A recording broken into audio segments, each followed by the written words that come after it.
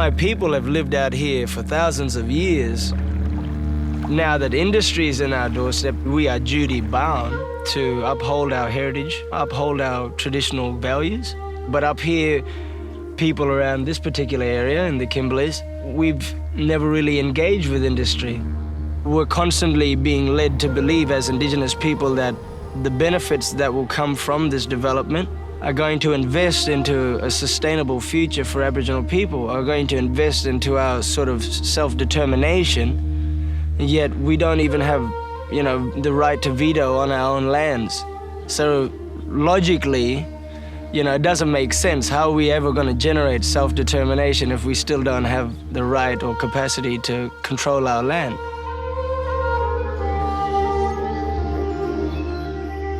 The Great Artesian Basin was formed before Australia was a continent. It's 22% of Australia it lies under, and the Pilliga sandstone, it's the recharge area. It's the most vital resource. I mean, water is life. They keep talking about we could be the food bowl of Asia and how the world's starving, and to preserve our agricultural land and our water, to me, there's no other more critical issue in Australia. And yet they're destroying it for this short-term gas mining industry.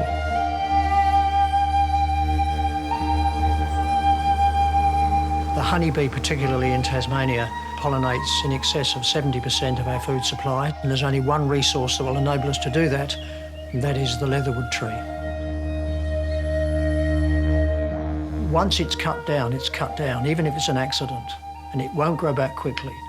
We maintain it mustn't happen where the leatherwood tree is growing. And if that means people have to pay more for their timber because it's a more expensive extraction process, well then so be it. What do you want to do? Have cheap wood and no food? The main effect on it is not just our eating, but the main effect will be on the economy. The agricultural and horticultural part of Tasmania's economy is a very big slice of it. Without the horticulture and the agriculture, I think it would be a disaster. The Great Forest National Park aims to add 355,000 hectares of areas to the existing reserve system, and many parts of the proposed park are only 1.5 hours northeast of Melbourne, which makes us extremely lucky because these forests are world class, and indeed they are world famous for the most carbon dense trees on the face of the earth. The mountain ash in this area, when they are logged, are primarily wood chipped, and in particular they're used for paper.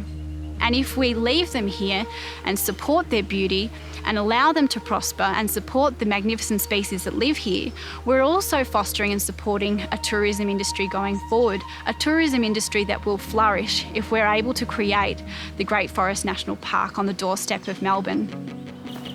We're involved with delivering, in fact we have so far delivered over 70,000 postcards.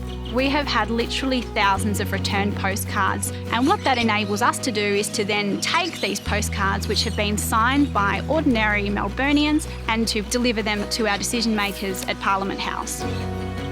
There is a growing recognition that the time is now to create a new national park because we're rapidly approaching the point of no return for these ecosystems and for these trees, and, very importantly, protect Melbourne's water supply. The Pilliga is the largest temperate woodland left in Eastern Australia. It's supposed to be protected, and the greatest blessing Australia has is our Great Artesian Basin. We are totally dependent on the groundwater, as is an enormous area of northwest New South Wales. They're drilling actually through 3 basins to get to the gas down the bottom, and without even the fracking, the drilling fluids are going to have so many toxins, they're going to have this mixed water, and once an aquifer's been fractured, it can never be repaired. Once it's been polluted, it can never be cleaned up. So this is permanent damage, and it should never be brought into the food chain. Once I got my 2 hives and I joined the Southern Association to learn about it, I quickly learned there was more to it than just watching the honey drop out of the bees.